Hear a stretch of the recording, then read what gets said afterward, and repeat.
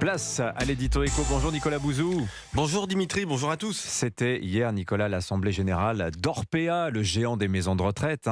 Le titre reprend des couleurs en bourse ces derniers jours, Nicolas. Qu'est-ce qui se passe? Ouais, alors chacun se souvient évidemment du livre Les Fossoyeurs de Victor Castanet. C'est cet ouvrage qui montrait la maltraitance chez Orpea pour les résidents qui payaient parfois jusqu'à 10 000 euros par mois. C'était présenté souvent comme des établissements haut de gamme.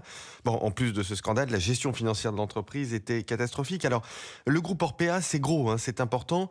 1000 établissements dans le monde, 350 en France. Dans notre pays, 27 000 patients sont hébergés dans les résidences Orpea. C'est un groupe qui souffre d'une dette colossale, de pas loin de 9 milliards d'euros, alors qu'il va en partie être effacé. Depuis le scandale, l'ancienne direction a été entièrement changée, le management a été en grande partie renouvelé, le conseil d'administration est parti, le groupe est désormais contrôlé par un ensemble d'actionnaires menés par la Caisse des dépôts. Bon, on peut dire que l'entreprise repart sur des bases un peu nouvelles. Bon, c'est ce qui explique l'optimisme boursier, bon, toutefois relatif, entourant le titre Orpea ces derniers jours, Nicolas. Je crois qu'il y a quelque chose de plus profond.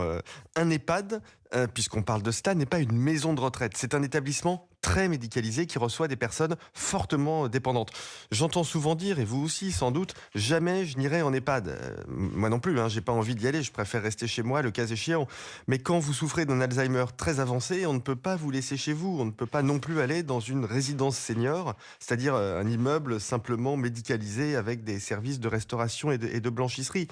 85% des résidents en EHPAD, Dimitri, sont ce que l'on appelle des GIR 1. C'est-à-dire que ce sont des personnes extrêmement dépendantes qui n'ont plus aucune autonomie. On va dans un EHPAD malheureusement parce qu'il n'y a pas beaucoup d'autres solutions. Bon, et les EHPAD sont aussi, sans doute, Nicolas, portés par la démographie française. Bien sûr, par le vieillissement de la population. 10% de la population française a déjà plus de 75 ans. Ce sera 17% en 2050. Songez que dans un pays comme l'Italie, en 2050, un quart de la population aura plus de 75 ans. Alors l'enjeu, c'est bien évidemment de faire progresser la prévention et la recherche dans les maladies chroniques du vieillissement. Et on y va d'ailleurs, il y a des progrès. Mais bon, en attendant des thérapies efficaces, on n'a pas trouvé beaucoup mieux que les EHPAD. Merci Nicolas Bouzou, signature Europe 1.